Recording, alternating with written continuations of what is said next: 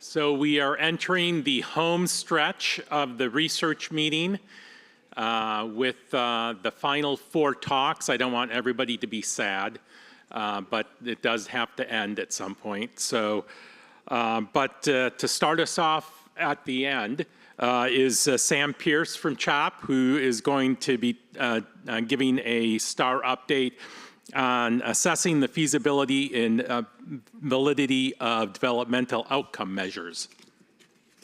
Thank you.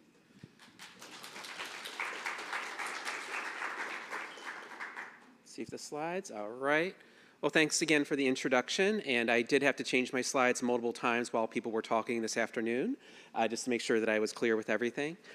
So special thanks to Julie and Ian, who did a lot of work on this project, because I'm really just the person presenting, because besides all the sites data, they did a great deal of work trying to get all the data cleaning, all the data management, all the behind the scenes stuff that you need to do, so I can come and give us a brief update of the developmental measures that we've collected so far. All right, so I'll talk a little bit about the initial cross-sectional data, talk a little bit about the classification scales that Ingo mentioned already, that were originally developed for kids with cerebral palsy, that we are using almost as like demographic data, for lack of a better word, to try and divide kids up into different groups potentially for future analysis. We'll talk about the main developmental outcome measures that other people already talked about, whether it's the GMFM66, the Bailey-4, or the Peabody, and then look at some validity analysis that we've done, just to say that are these scales measuring what we think they're measuring? And spoiler alert, it looks like they're pretty good. So for the sample so far, this is across all the sites. So thanks to all the research coordinators I've been harassing for the last month, trying to get as many data points in as possible. So initially, we have 156 participants in the sample, pretty even split between males and females, average age about 8. Racial composition is listed before. We're always trying to figure out how to make the study as inclusive as possible, and that's some areas for future work I think we're going to be talking about probably at 4:30 this afternoon after all the presentations are done. So the CARS is CARS 2, which Maya and Carlin are going to be talking about a little bit after me. So this is just what we're using for an initial risk factors for kids with autism. So that the sample that we have so far, a big percentage of them are either at severe risk or mild to moderate risk for autism. But realize that this is not a diagnosis of autism. It's, Maya and Carlin will be talking about diagnosis in a little bit. It's much more complicated than that. But this gives us a little bit of the idea of, what sort of autistic features some of our kids have. Partly, one of the reasons that we were looking at this initially was to try and figure out if kids with more autistic features might be a little bit harder to assess, which we know they are clinically, but to make sure that our outcome measures were able to accurately capture those kids.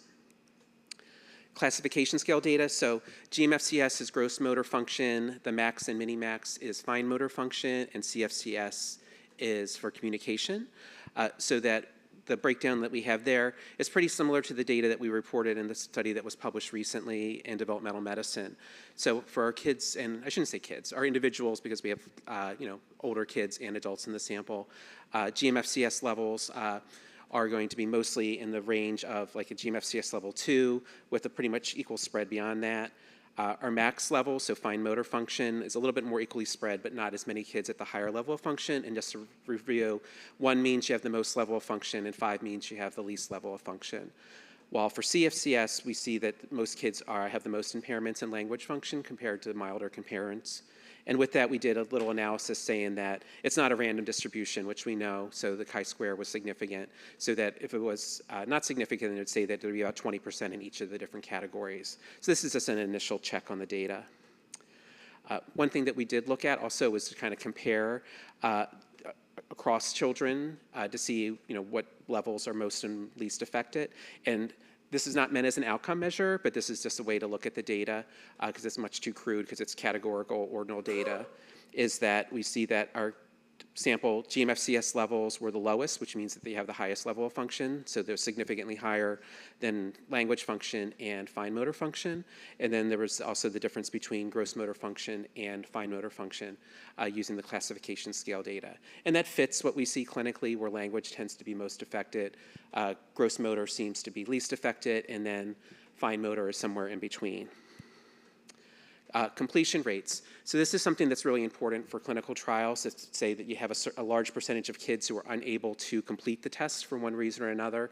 That's going to be very problematic with the analysis because those missing data points are a catastrophe in a clinical trial. So good news is that we didn't see a whole lot of missing data points. Our protocol is to have very well-trained people across all the sites collecting the data, so that we have those sort of protocols so that everybody's pretty experienced by the time they get through. And then since we've seen so many participants over the last 3 years, honestly, it's a learning effect for us so that we're much better, I think, at collecting data, at the start of year 4, which is kind of crazy to say out loud, compared to like in the first couple months of the study where we're still getting our practice reps in and collecting the data with kids that sometimes are a little bit difficult to collect data with, but with practice, we all get better with it. So 0% of kids with a GMFM 66, only 1.9% of children with while the data was being collected for the Peabody 3, which is going to be fine motor function. And then for the Bailey, it varied a little bit more, but still the rates were pretty low. And for the most common reason why we didn't collect data was language. And it was because, as of now, as our European colleagues noted, the Bailey 4 hasn't been translated. Or it has been translated, but you can't buy the translations as of right now. And so that if we had somebody who was primarily, say, Spanish speaking, and if we didn't have a data collector who could speak Spanish, we had to miss that assessment. And that's the case of most of the time where we had missing data. While there were some other times with missing data where the patient was too fatigued, the impairment was too much for them to participate, or like behaviorally, they couldn't sit still for the analysis. One thing I think we should remember is that for most of our visits, these are clinical visits also across all the sites. So these are long days. All the parents know how long the days are when they're doing. Sometimes it's spread out over 2 days. So that if you happen to just do the Bailey last, and that's like the 6th thing that they did during the day, sometimes the kids are just cooked and they're not going to be able to complete it. And it's not because of the Bailey, it's just that they're exhausted. So that in the case whenever we have future clinical trials, you can work around that. So you can do the Bailey first. So that's going to increase the completion rates, and you'll be able to manage things a little bit better with probably a more concise protocol, so that you'll be able to get all the data in that you're looking for. Okay, busy slide. But this is just kind of like big picture of some of the data points that we've been collecting. And in some of the previous presentations has talked about this in a little bit, kind of the difference between total scores or raw scores, which is the first row, age equivalents, GSVs, and then scaled scores, which are sometimes called standard scores. So they all have different benefits or pros and cons. So total scores is the number of points that they get in the test, and that's going to vary based on the test. So that's just like a number, so that each scale or each test has a different maximum value, so that you'd have to normalize across tests if you wanted to compare across tests, just because a score of a 50 in the cognitive section of the Bailey is different than a score of 50 in one of the language sections. Age equivalence, so that's truly ordinal data, so that's the equivalent, and Andrea showed that a little bit in her slide, saying that if you have a score of this, that means you're functioning at the level of a 12-month-old or 24-month-old, those sorts of things. Those things I think are really useful clinically because they're able to be a language that clinicians can understand when talking to each other and talking to families. Well, if you say, somebody got a 50 in the cognitive section in the Bailey, that's not going to make sense to somebody. Well, if you say, they're functioning at a 12-month level, then it's going to make sense. While GSVs are going to be mathematically derived, so that this is truly ratio level data, so it'll make the stats easier. And you'll be able to use parametric stats, assuming that your sample is going to be parametric, so that you have that advantage with the GSVs, while how GSVs are calculated are kind of a black box, so some people don't like that as a reason to not use them. But they all have pros and cons. And the last thing is the scaled score. So scaled scores are important just because they are only going to be applicable whenever you're doing testing within the age range of the test. And one of the things that we do in STAR is test kids out of age range. So the Bailey 4 is meant for kids under 42 months, 30 days. The Peabody is meant to be under 72 months. So if you test kids out of that age range, which is why we have that gray bar for the Bailey scores, you can't calculate it. So that's going to be limited in the sample, which kids you can actually get a score in. But that's going to be very, if you're trying to compare kids across, to try and find services or qualify kids for services clinically, or compared to a typical sample, then that's something that could be useful. But in the study itself, spoiler alert, they're not that useful. Okay. Floor and ceiling effects, I defined it in the next slide. Thank you, Scott.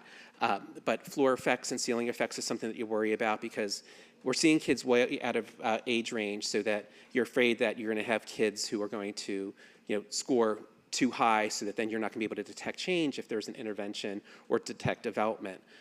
So then you could always say, well, then why don't you, do a different test? But then if you do a test that's meant for kids that are going to be functioning at a higher level, then you might find that, like, our STXers aren't going to be able to perform in those tests, and you either get floor effects or it's just going to increase the test burden of the kids, so that, theoretically we could add extra tests for the sample, knowing that we'd be able to catch kids who are functioning at a much higher level. But then, do you really want to do those tests for everybody in the sample just because of the test burden that you're going to give to the families?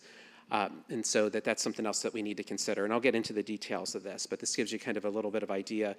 Red means that there's going to be either a floor effect. There is no ceiling effect, spoiler alert, so that this is something that's good for future clinical trials. Okay, so kind of the summary. So the floor effects, and the way that we defined it is like a score of absolute 0. Scott mentioned that other researchers sometimes define it as like a certain percentage, so that it's at the bottom 10% of the scale. I've seen bottom 20% of the scale, so that's other ways that people look at it. Andrea had her way of talking about and with the Bailey floor, if it's like a true ceiling, or excuse me, a true floor or a partial floor, which is another way to look at it. I think that's interesting. But for our kids, like a true score 0 wasn't found in our Baileys with the raw scores and the GSVs. And ceiling effects, so we define ceiling as someone having the maximum score on the test, only occurred in like 1% of the assessment, so that's good.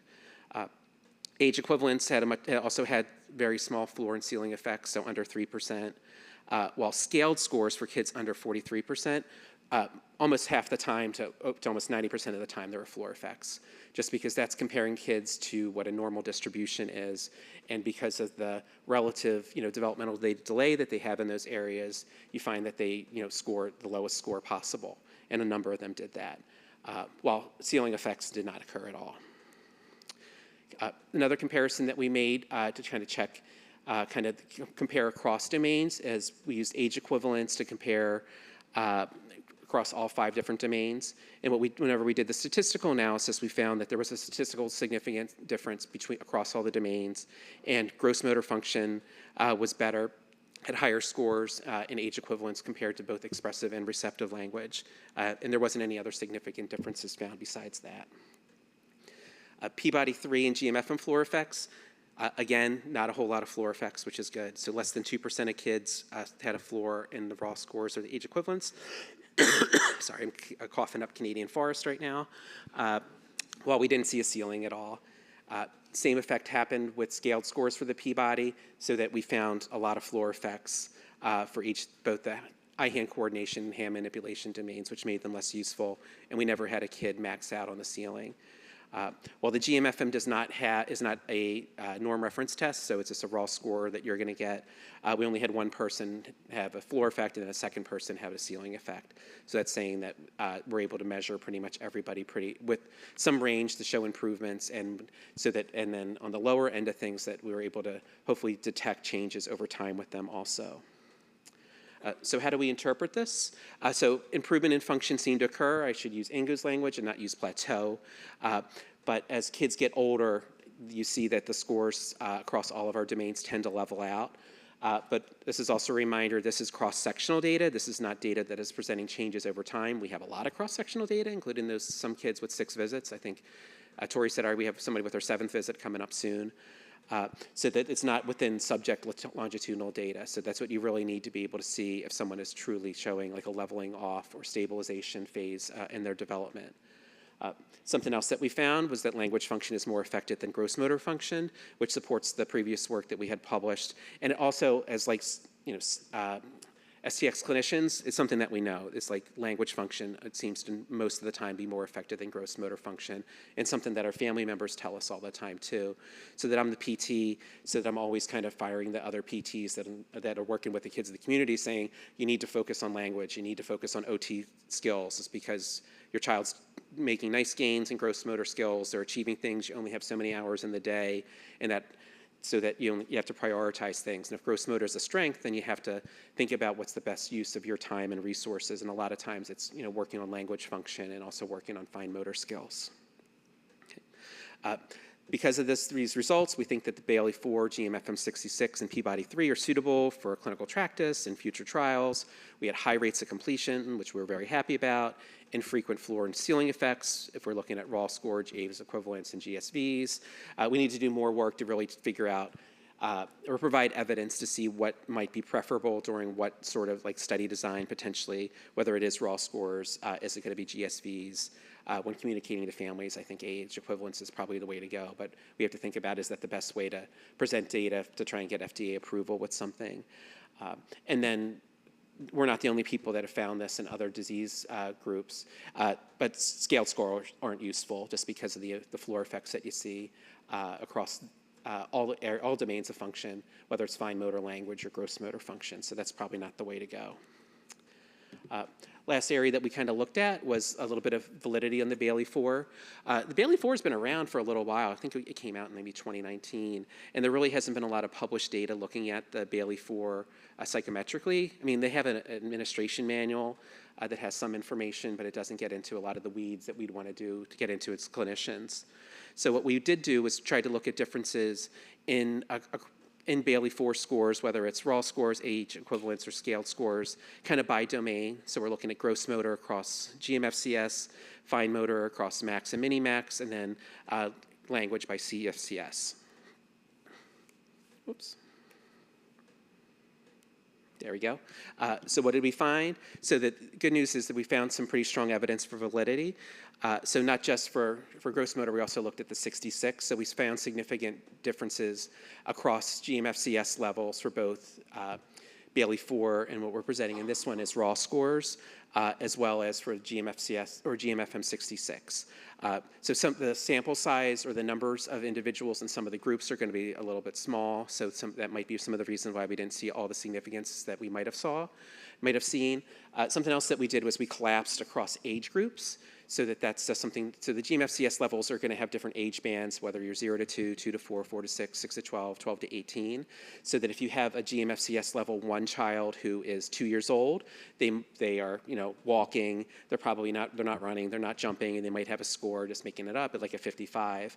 Well, if you have a 12-year-old with a score of 55, they're not a GMFCS level 1. They're probably going to be about a 3. So that whenever you collapse across age groups, you end up losing some of probably the ability to detect differences. So with a bigger sample size, we hope to look further at within age bands to see what the differences are across GMFCS levels and also the levels of other levels of function that we're talking about. Validity for fine motor, so both with the fine motor Bailey and then the Peabody hand-eye and eye coordination scales, we found differences across max and mini-max levels. So mini-max, just a reminder, is for kids 1 to 4. Max is 4 to 18. We did it at an age range because we have to, so that we're collapsing across that too. So some of the same things that we mentioned about collapsing across age bands is probably going to muddy the results a little bit. So hopefully with time we'll be able to have enough data to do a separate mini-max versus max analysis. But other presenters have already mentioned that it really depends on age of diagnosis and how quickly they can get into the study of how many kids we're going to get at the lower age range.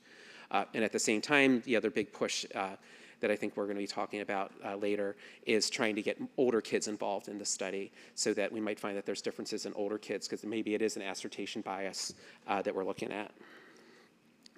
Last validity check is going to be for communication, and we found differences across communication scale, the CFCS, based on the scores in the Bailey-4, which again makes sense. Correlations, so red is good, or meaning that there's going to be a correlation. Well, I'm colorblind, but even I can tell that's red. And then for the bottom right scale, with scaled scores, you can see there's a lot less correlation between items. Okay. So strong correlations were found for raw scores, age equivalents, and GSVs across all domains and across total scores with significant values found. And then whenever we looked at what I really like to see, and this is something that we're going to have to talk about some more as a group, is that we found strong correlations whenever we look at within the same domain. So Bailey-4 gross motor had a really high, 0.94 correlation with the 66. And then if you look at fine motor for the Bailey and the Peabody scores, there was a strong amount of correlation.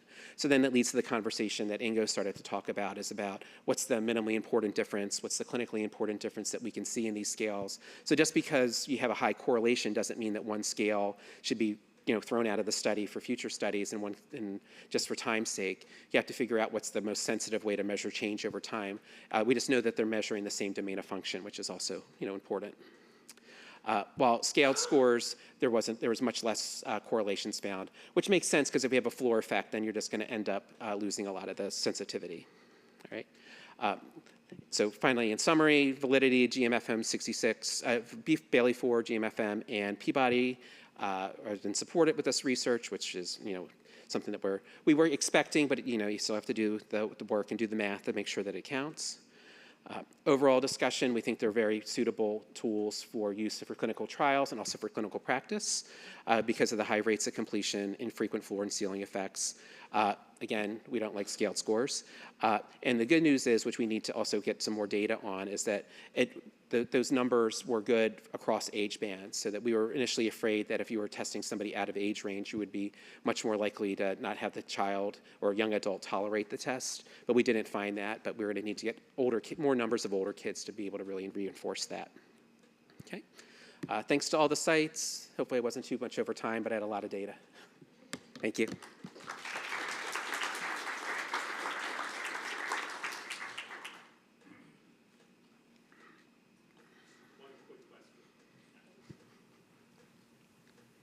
Is it working? Yeah. Thanks a lot, Sam. It's always great to see this interpretation of this data. Just one question. So what's the oldest patient where you administered the Bailey? In this sample, I think, I have to look at the slides, I think it was like 30-something. 30-something, okay. Yeah. And what do you do when they don't want to do something? When they do what? When they just don't want to? You have to call.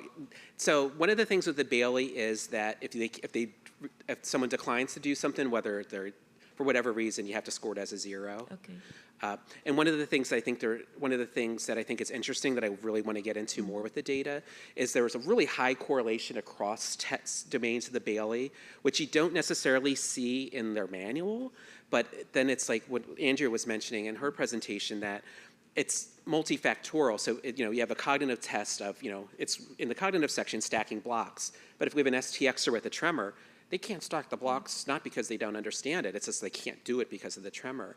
And then with the Bailey also, if you can't get someone to follow directions, you have to score it as a 0. For, say, the gross motor scales, while the GMFM, it's observational. If it's tested, if I can't get somebody to do something, it's not tested, and mathematically it doesn't affect the results. So that's something that's just a challenge that you have with any time, I mean, with anybody, honestly. But do we have to perform it all? I mean, can't we just ignore, do we have enough data to say some items are kind of not performable above certain ages, so that just not count them? No.